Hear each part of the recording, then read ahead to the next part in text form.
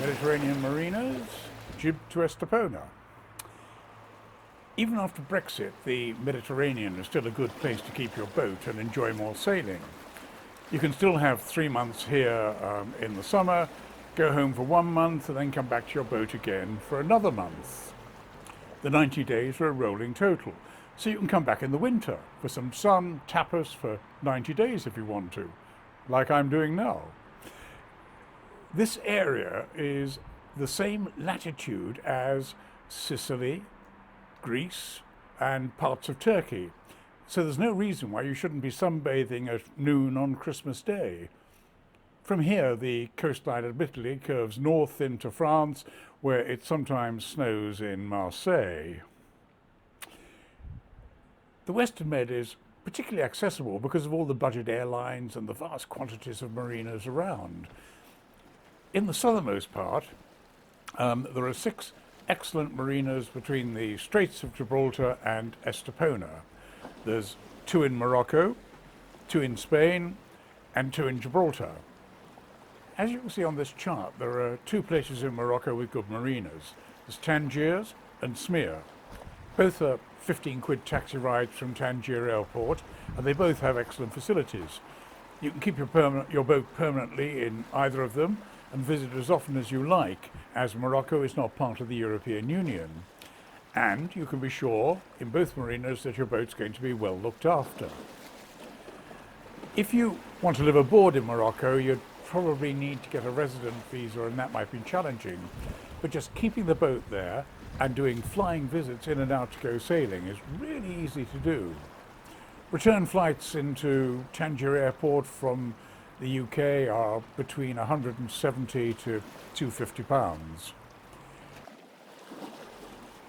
The cost of keeping a 12-metre boat in either of the marinas seems to be around £5,000 a year. The new Tangiers Marina is beside the old port and virtually on the beach. It's surrounded by cafes, bars, restaurants, and it's only a short walk up into the souk, where there are wonderful markets for fruit and vegetables and fish. Plus lots of tourist things and carpets if you want them, but just for general shopping, it's a wonderful place. I've visited Tangiers dozens of times and found it wonderfully friendly and a very, very inexpensive place to be in. English is spoken by most of the people. They're very friendly. They all speak excellent French, if that's any good to you. Customs clearances can be a bit time-consuming, and the culture is Arab, and the religion is Muslim. But I did seriously consider living there at one time. The other marina is Smeer. Now, it's further into the Med, and it was built around 20 years ago by a Spanish marina company. It's got around 450 berths and is part of a Moroccan holiday second home resort for Moroccans, and French people as well, of course. Estepona is around 40 miles to the north, and Gibraltar is around 25 to the north. There's only one grocery shop in the port, but that sells almost everything, including wine and beer. All the restaurants on the marina will do boat deliveries of meals with their own cutlery, their own plates. This means you can drink wine and beer with your meal in your boat. Morocco is a Muslim country, so the restaurants mainly don't sell alcohol with meals. I have found my inexpensive, delicious meals delivered to the boat on china plates with the restaurant's knives and forks a really good experience. And a bottle of wine from the local shop makes it go down really well. Smeer has an excellent boatyard to haul out on and anti-foul or get it fixed, and is less expensive than Spain. Fuel's very inexpensive. I'm not always sure how clean it is, but it's certainly cheap. And Smeer is very much a holiday housing complex without a town nearby. There are very inexpensive taxis waiting at the port entrance to take you to Mdig, which is the nearest town, which has also got a little marina, but I don't think is suitable particularly for leaving the boat in.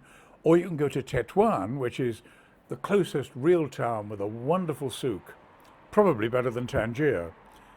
It's very Arab, so you need to be able to speak French or Arabic, or you employ a guide.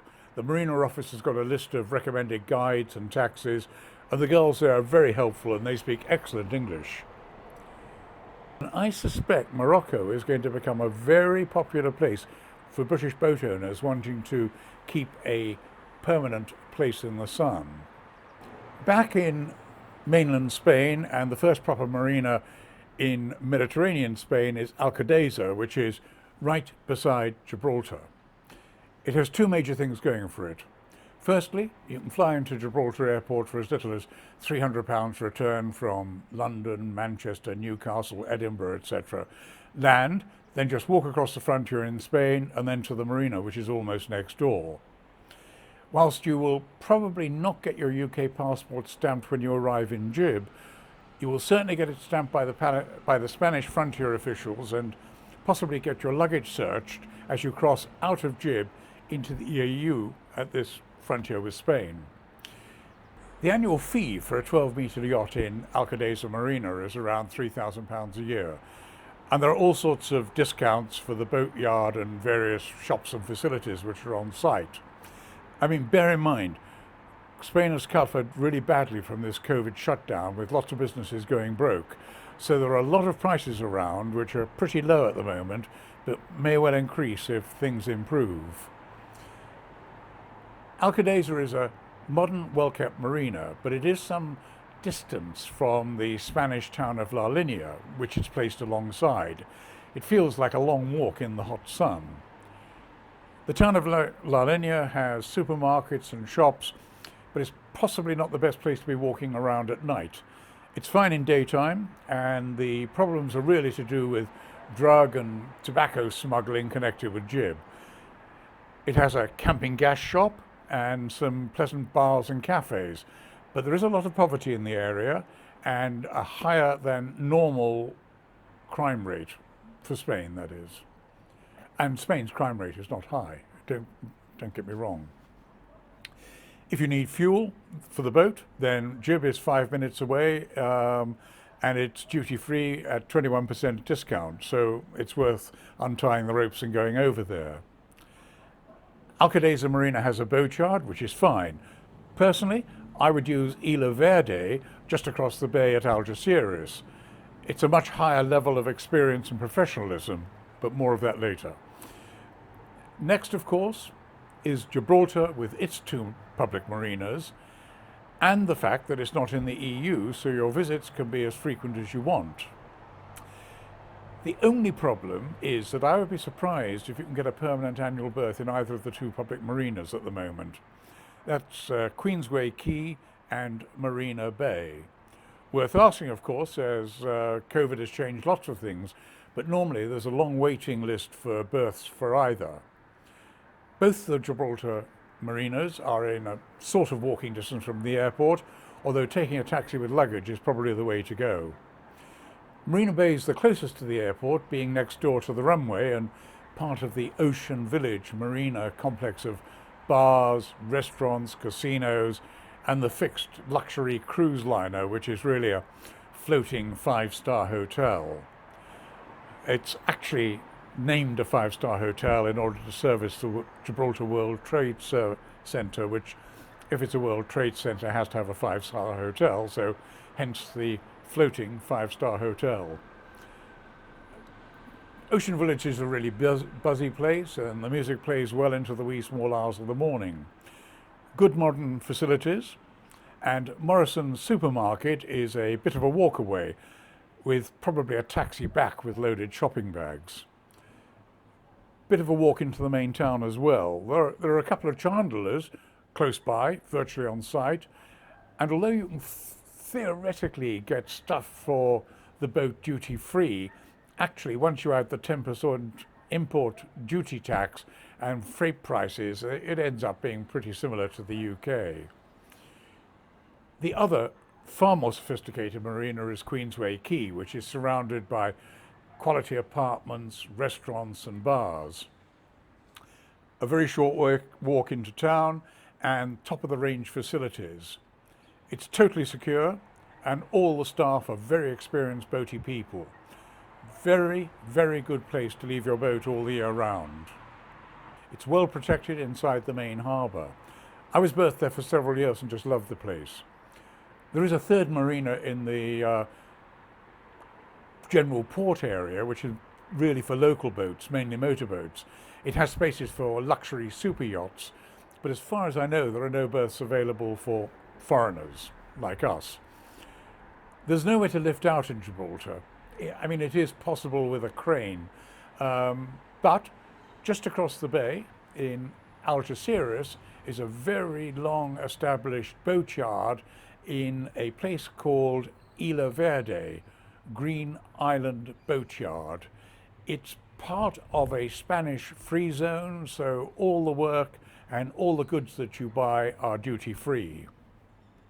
It's Spanish and run by Spanish people, but Miguel speaks perfect English, and many of the workers speak English as well. Now, unlike boatyards attached to marinas, it's staffed by excellent, highly professional permanent staff who are capable of doing anything you want to do on your boat, from super fiberglass repairs to new engine installations to anti-fouling to repainting, any work, stainless steel work, they can do anything. You are allowed to do all the work on the boat yourself, and you can live on board whilst the boat's in the yard, unlike in many Spanish boatyards. If you don't fancy climbing up and down the ladder at night, there are a couple of hotels nearby. One is Victoria Marina, which is walking distance away from the yard, and it's only €40 a night. Okay, it is a 2-star hotel. It's pretty basic, but the rooms are really clean, the people are really nice, and it's a super place to stay. I mean, it is in the Arab part of town, but it's surrounded by local Arab cafes, bars and restaurants, and it's a very short walk into the main town.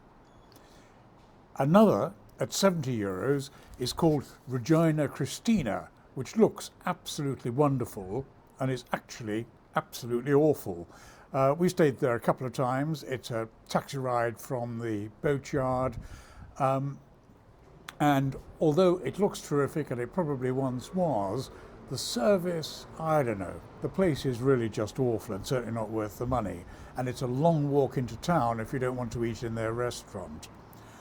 What is interesting about the place, though, is that during World War II, the Germans, Secret Service German military intelligence used to stay in this hotel, and from there they used to use binoculars to watch ships going in and out of Algeciras Bay, in and out of Gibraltar and down the Straits, and were able to do so because, of course, Spain was neutral. Super yachts and 25-footers haul out in Isla Verde, and I think it is the best and least expensive yard in the whole of the Western Med.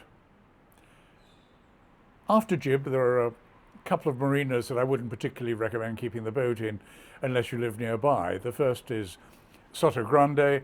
Nothing wrong with the facilities, but it's deep in the heart of a huge, very upmarket housing development. And other than a few restaurants and bars, there's nothing there. It's not easy to get to. It's very upmarket and expensive, and you really need to, and it's really there just to support the luxury housing market all around. The nearest airport is Gibraltar, and then it would be something like a 40 or 50 euro taxi ride. The next little marina is Decasa, which, like Soto Grande, is in the middle of a newly built housing development to make holiday villas and apartments. It's there just to make those buildings more attractive. And it's really the other end of the scale from Soto Grande, with a lot of really rather sad-looking, bored, retired Brits sitting in bars and cafes looking unhappy. Nothing much to do there or to see, I'm afraid. But the jewel in the crown of this part of the Mediterranean is Estepona. Once a fishing village, it's now a vibrant town with a purpose-built marina. This marina has everything from chandlers to life raft servicing to really nice bars and a vast range of restaurants and cafes to suit all pockets. Although I've never berthed there permanently, whenever I've visited before COVID, the marinero on the visitors' welcoming pontoon would give me a bottle of wine as a welcoming gift, which indeed encouraged me to go back. There's a haul-out area with a travel lift and experienced mechanics. It's also just a nice place to be. Estepona truly has everything and is the perfect place for a permanent berth. It's a long stay place where boats will be looked after properly in winter months. The only slightly downside is that the main town is about 10 minutes walk away, but once you get there, it's got absolutely everything. It's a really lovely town. To get there from the UK, it's probably best to fly into Gib, walk across the frontier, and get into a taxi to Estepona Marina for around 50 or 60 euros. Spanish taxi fares seem to be dependent on the amount of people and the amount of luggage, but compared to the UK are incredibly inexpensive. There's a Spanish taxi rank in La Linea just in front of the border crossing to Gibraltar, and there's normally a queue of taxis there waiting to be hired. In the next video, I'll review the marinas from Puerto Banús to Benalmádena. One of my books is called Cruising Southern Spain and the Costa del Sol, and it does more or less what it says in the tin. And it's got a lot more details about the marinas and so on. It's available from gentlesailing.com along with my other books. If you feel like subscribing to my channel, I'd be grateful, as it helps with the YouTube promotion. But if you don't want to, it really doesn't matter. Anyway, thank you very much for watching, and I hope you've enjoyed it a bit. Bye. So far, French Canal Route to the Mediterranean has sold over 2,700 copies, and the Gentle Sailing Guide to the Mediterranean, that's down the outside coast, has also sold over 1,850 copies so far. If you want a copy of any of my sailing books, then they're available as instant downloads from gentlesailing.com, all one word. Or if you want my articles and descriptions about sailing, you'll find them at michaelbryant.com.